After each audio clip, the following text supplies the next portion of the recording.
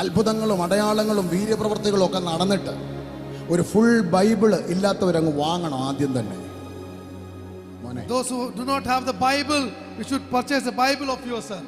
എന്നിട്ട് മത്തായിയുടെ സുവിശേഷം മുതൽ വെളിപ്പാട് പുസ്തകം വരെ ഒരു 40 തവണ വായിക്കണം. And from Matthew to Revelation you should read about 40 times. എന്നിട്ട് ഉൽപ്പത്തി മുതൽ മലാക്കി വരെ വായിക്കാവൂ.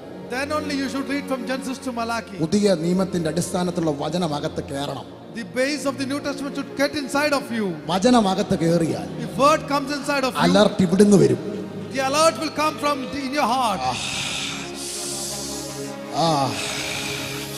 പ്രവാചകന്മാരിൽ പ്രവാചകനായ, അപ്പോസ്തലന്മാരിൽ മികച്ച അപ്പോസ്തലനായ, സുവിശേഷകന്മാരിൽ മികച്ച സുവിശേഷകനായ, ഇടയന്മാരിൽ മികച്ച ഇടയനായ, ഉപദേഷ്ടാക്കന്മാരിൽ മികച്ച ഉപദേഷ്ടാവായ ദൈവത്തിന്റെ പരിശുദ്ധാത്മാവ് നിനക്ക് വേണ്ടുന്നതൊക്കെ അവന്റെ വാചനത്തിലൂടെ പ്രതിസന്ധിയുടെ നടുവിലും പ്രശ്നത്തിന് നടുവിലും ദുഃഖത്തിന് നടുവിലും സന്തോഷത്തിന് നടുവിലും അകത്തുനിന്ന് നിന്നോട് കാര്യം പറഞ്ഞു തരുമെന്ന് പരിശുദ്ധാത്മാവ് പറയുന്നു. The best of the prophets, teacher, evangelist, pastor, Holy Spirit will speak you from inside of your heart.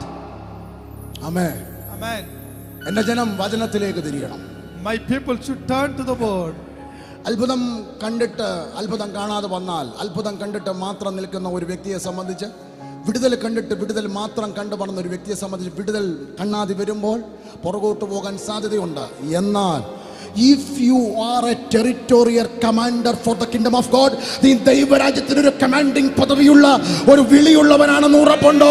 ഇതിനെ ഓവർകം ചെയ്യാൻ വേണ്ട അഭിഷേകവും കർത്താവ് നിന്റെ മേൽ പകരുമെന്ന് വിളിയുള്ള, തെരഞ്ഞെടുപ്പുള്ള, നിയോഗമുള്ള ചില ശുശ്രൂഷകന്മാരോട്, വിളിയുള്ള ചില ദൈവമക്കളോട് പരിശുദ്ധാത്മാവ് ദൂത് പറയുന്നു. Spirit of God is saying to some people who are having the calling of territorial commander, God will give you the authority to overcome it. Amen. Amen.